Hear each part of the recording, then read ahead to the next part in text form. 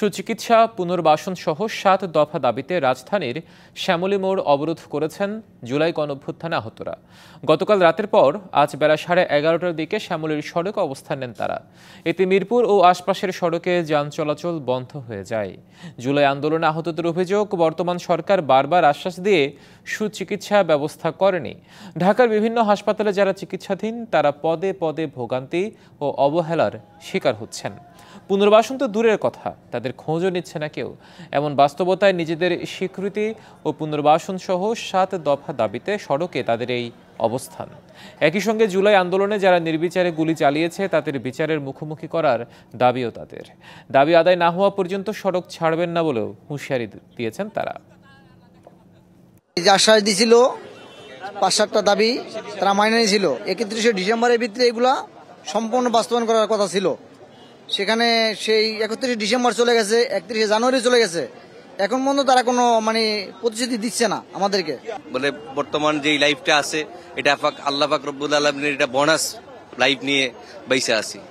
একদিক দিয়ে গুলি ঢুকছে, একদিক দিয়ে বের হইছে, এরকম হাত চলে গেছে, পাও চলে গেছে। সরকারি তিতুমির কলেজকে বিশ্ববিদ্যালয় করার দাবিতে ঢাকার মহাখালীতে কলেজের সামনে সড়ক অবরোধ করেছেন শিক্ষার্থীরা। বেলা 11:50 তারা সড়ক অবরোধ করলে মহাখালীর আমতলী থেকে গুলশান এক সড়কে বন্ধ হয়ে গেছে যান চলাচল। তবে বিশ্ব ইজতেমায় আখিরি মোনাজাতের কথা চিন্তা করে ব্লকেট টু নর্থ সিটি কর্মসূচি শিথিল করেছে। রেলপথ ও ঢাকা ময়মনসিংহ হাইওয়ে সড়কে ব্লকেট কর্মসূচি প্রত্যাহার করা হলেও উত্তর সিটির ভেতরে অন্য সড়কগুলোতে ব্লকেট কর্মসূচি চলমান থাকবে। দাবি মেনে না নেওয়া পর্যন্ত আন্দোলন চলবে। সরকারের পক্ষ থেকে এখন পর্যন্ত কোনো আশ্বাস মেলেনি বলে জানান শিক্ষার্থীরা। এদিকে স্বতন্ত্র বিশ্ববিদ্যালয়ের দাবিতে ৫ম দিনের মতো অনশন কর্মসূচি পালন করছেন শিক্ষার্থীরা। আমরণ অনশনে থাকা কলেজের শিক্ষার্থীদের মধ্যে ৪ জন অসুস্থ হওয়ার পর সোহরাওয়ার্দী মেডিকেল কলেজ হাসপাতাল থেকে চিকিৎসা নিয়েছেন। এছাড়া ৩ জনের শারীরিক অবস্থা অবনতির দিকে বলে জানিয়েছেন চিকিৎসক। আজকে সকালে আমরা যেহেতু ইজতেমার আজকে আখিরি মোনাজাত শেষ হয়েছে এবং মানুষের যেন চলাচলের ক্ষেত্রে কোনো ধরনের বাধা সৃষ্টি না হয়, সেই কারণে আমরা ৬টা থেকে সকাল ১১টা পর্যন্ত এবং এখন পর্যন্ত আমরা এটা শিথিল রেখেছি। ৭২ ঘন্টার উপরে হয়ে গেছে, ৪ রাত পার হয়ে গেছে। ওনারা আমাদেরকে কোনো ধরনের কোনো সহায়তাও দেননি, ওনারা কোনো ধরনের যোগাযোগও করেননি। সরকারের পক্ষ থেকে আমরা কোনো রকম পদক্ষেপ বা আশ্বাসের পাচ্ছি না, এই কারণে আমরা বাধ্য হয়ে রোডটা ব্লক করতেছি। ড্রোন আতঙ্কে পদদলিত হয়ে ইজতেমা মাঠে অন্তত অর্ধশত আহত হয়েছে। দেশ জাতির পাশাপাশি মুসলিম উম্মাহ ও বিশ্বশান্তি কামনায় লাখো মুসল্লির হাত উঠছিল যখন মোনাজাতে, তখন হঠাৎই তাদের উপর আছড়ে পড়ে ড্রোন।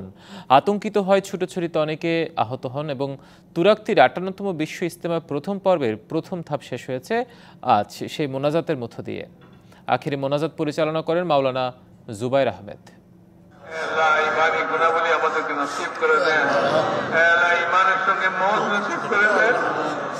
বিশ্ব শান্তি, সমৃদ্ধি ও হেদায়েত প্রাপ্তির আশায় মহান আল্লাহর দরবারে হাত তুলেন লাখো মুসল্লি। বিশ্ব ইজতেমার প্রথম পর্বের প্রথম ধাপের আখিরি মোনাজাতে অংশ নিতে ঢল নামে টঙ্গীর তুরাক্তিরে।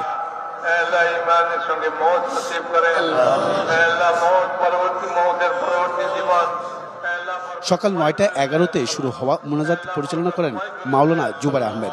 ইজতেমার মূল ময়দান ছাপিয়ে সড়ক, ফুটপাত, বাড়ির ছাদ যে যেভাবে পেরেছেন সামিল হন মোনাজাতে। গুনাহ থেকে মুক্তির জন্য প্রার্থনা করেন আল্লাহর কাছে।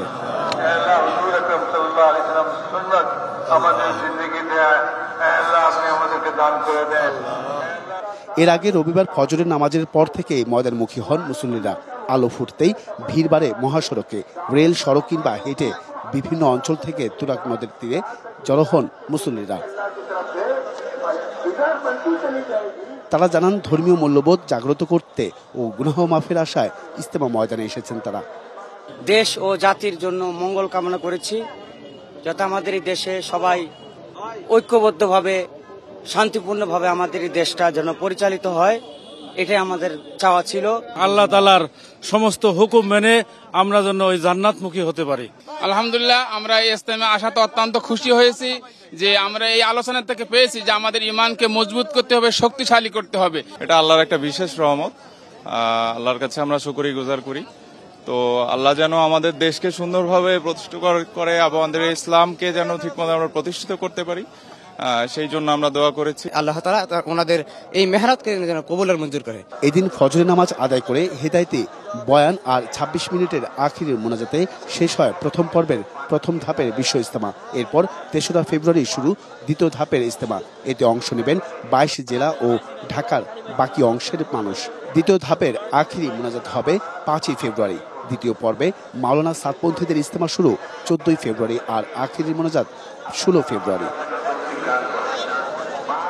টানা ৩ দিনের মেহনত শুধুমাত্র আল্লাহ তাআলার রাজি খুশির জন্য। সর্বত্র ইসলামের দাওয়াত পৌঁছে দিতে এখান থেকে অর্জিত শিক্ষাই কাজে লাগাতে চান ধর্মপ্রাণ মুসল্লিরা। দোয়া চান দেশ, জাতির এবং বিশ্বের শান্তি কামনায়। বিশ্ব ইজতেমার ময়দান থেকে আরিফুল ইসলাম, ডিবিসি নিউজ, টঙ্গী, গাজীপুর। চলতি মাসে ছাত্রদের নতুন দলের ঘোষণা আসবে বলে জানিয়েছেন জাতীয় নাগরিক কমিটির যুগ্ম সদস্য সচিব আব্দুল্লাহ আল আমিন। দুপুরে নারায়ণগঞ্জ জেলা প্রশাসকের কার্যালয়ে স্মারকলিপি দিয়ে সাংবাদিকদের একথা জানান তিনি। আব্দুল্লাহ আল আমিন বলেন, দল গঠনের লক্ষ্যে আন্দোলনের অংশীজনদের সাথে আলোচনা চলছে। কার্যক্রম অনেক দূর এগিয়েছে। ফেব্রুয়ারির মধ্যে নতুন দল গঠিত হবে। ফ্যাসিবাদী শক্তি যাতে আর মাথা চাড়া দিতে না পারে সেজন্য ছাত্র জনতাকে ঐক্যবদ্ধ থাকার আহ্বান জানান তিনি। গণহত্যার সাথে জড়িতদের দ্রুত বিচারের আওতায় আনারও দাবি তাদের। আন্দোলনের সকল অংশীজন, ছাত্র জনতা, পেশাজীবী সকল অংশীজনের সাথে আমরা সংলাপ করছি এবং আলাপ আলোচনা চালিয়ে যাচ্ছি। ইনশাল্লাহ আমরা অতি দ্রুত দলের ঘোষণা দিতে পারবো এবং একটি রাজনৈতিক দল এই ফেব্রুয়ারির মধ্যে চলে আসবে। দায়িত্ব নেওয়ার পর থেকে খাল খনন, পুনরুদ্ধার, অনিয়ম ও দুর্নীতির বিরুদ্ধে কাজ করা শুরু করে অন্তর্বর্তী সরকার। সকালে ঢাকা শহরের খাল দখল ও দূষণমুক্ত করতে খাল কেন্দ্রিক ব্লু নেটওয়ার্কের উদ্বোধন করলেন ৩ উপদেষ্টা। এ সময় উপদেষ্টারা লাল গালিচায় হেঁটে খালে নামেন এবং ভাসমান এক্সকাভেটরে উঠে কাজের সূচনা করেন। আগামী বর্ষার আগে ঢাকার ১৯টি খালে পানির প্রবাহ ফিরিয়ে আনা হবে বলে জানান তারা। লালগালিচা বিছানো পথে হেঁটে রবিবার সকালে রাজধানীর বাউনিয়া খালের খনন কাজ শুরুর মাধ্যমে ঢাকা উত্তর ও দক্ষিণ সিটির ৬টি খালের সংস্কার কাজের উদ্বোধন করেছেন অন্তর্বর্তী সরকারের ৩ উপদেষ্টা। এই সপ্তাহে রূপনগর, বাউনিয়া, বেগুনবাড়ি, মান্ডা, কালুনগর খাল ও করাইল লেকের মোট ২১.১৪ কিলোমিটার খাল উদ্ধার করা হয়। এ সময় স্থানীয় সরকার উপদেষ্টা বলেন, সরকারের পক্ষ থেকে সব সমস্যা দ্রুত শেষ করা সম্ভব নয়, তবে পরিকল্পনা দিয়ে যাবে এই সরকার। আর গণপূর্ত ও গৃহায়ণ উপদেষ্টা জানান, দুর্নীতির মাধ্যমে দেশের অনেক ক্ষতি হয়েছে, তা এখন পরিবর্তন করবে সরকার। গত ১৫.৫ বছর ধরে কিভাবে করে উন্নয়নের নামে টাকা পাচার করা হয়েছে, দুর্নীতি ব্যাপক করা হয়েছে। এর বাইরে এসে যদি আমরা কিছু কাজ করতে পারি, সেই কাজ পরবর্তীতে যারা আসবেন তারা এগিয়ে নেবেন। অতি স্বল্প সময়ের মধ্যে আমাদের পক্ষে অনেক বড় বড় সমস্যা সমাধান করা সম্ভব নয়। আপনারা জানেন, পুরো দেশকে ঠিক করে ফেলা আমাদের এই স্বল্প সময়ে সম্ভব নয়। তবে আমরা কিছু মডেল আপনাদেরকে দিয়ে যেতে চাই যে এভাবেও কাজ করা সম্ভব। আগে কাজের ক্ষেত্রে সরকারের সমন্বয়ের অভাব ছিল অভিযোগ করে পরিবেশ উপদেষ্টা বলেন, এখন এক হয়ে কাজ করছে আন্তঃমন্ত্রণালয়। আমাদের দূষণ মুক্ত করাটা রাতারাতি হবে না, ইট উইল টেক টাইম। আপনার সিওয়েজ কানেকশন ৫৩ বছরে হয়নি, এখন আপনি ৫ মাসে কেমন করে ফেলবেন? কিন্তু ইন্টারিম কোনো সলিউশন আছে কিনা আমরা সেটা খুঁজছি। আশা করি এই দুর্গন্ধ থেকেও কিছুটা হলেও আমরা মুক্তি দিতে পারবো।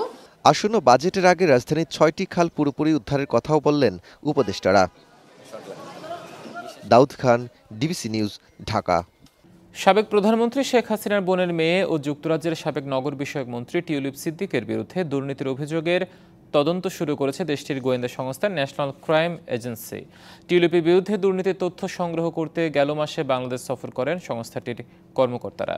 এ সময় ঢাকায় দুর্নীতি দমন কমিশনের কর্মকর্তাদের সাথে গোপন বৈঠক করেন তারা।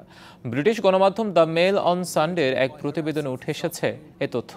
টিউলিপের বিরুদ্ধে দুর্নীতির নতুন তথ্য জোগাড় করতে সক্ষম হয়েছেন বলে এনসিএর ওই দলটিকে জানান বাংলাদেশের কর্মকর্তারা। প্রতিবেদনে জানানো হয়, টিউলিপ সিদ্দিকের ব্যাংক অ্যাকাউন্ট ও ইমেলের তথ্য খতিয়ে দেখতে তাকে জিজ্ঞাসাবাদের জন্য ডাকতে পারেন ব্রিটিশ কর্মকর্তারা। বাংলাদেশি সূত্রের বরাতে দ্য মেল অন সানডে জানিয়েছে, টিউলিপের বিরুদ্ধে ব্রিটেনে তদন্ত চালিয়ে আন্তর্জাতিক আইনের আওতায় তার বিচারের প্রস্তাব দিয়েছে এনসিএ।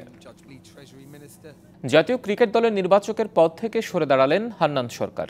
বিসিবি পরিচালক নাজমুল আবেদিন ফাহিমের কাছে এরই মধ্যে ১ মাসের নোটিশে পদত্যাগপত্র জমা দিয়েছেন তিনি। জানিয়েছেন কোচিং ক্যারিয়ারে মনোনিবেশ করতেই এমন সিদ্ধান্ত তার। গত বছরের 12 ফেব্রুয়ারি নির্বাচকের দায়িত্ব গ্রহণ করেছিলেন হান্নান। বিসিবির সঙ্গে তার চুক্তি ছিল 2026 পর্যন্ত, কিন্তু 1 বছর না যেতেই এই দায়িত্ব থেকে সরে দাঁড়ালেন তিনি। চ্যাম্পিয়ন্স ট্রফি শেষ হলে আর জাতীয় দলের নির্বাচক হিসেবে দেখা যাবে না এই নির্বাচককে।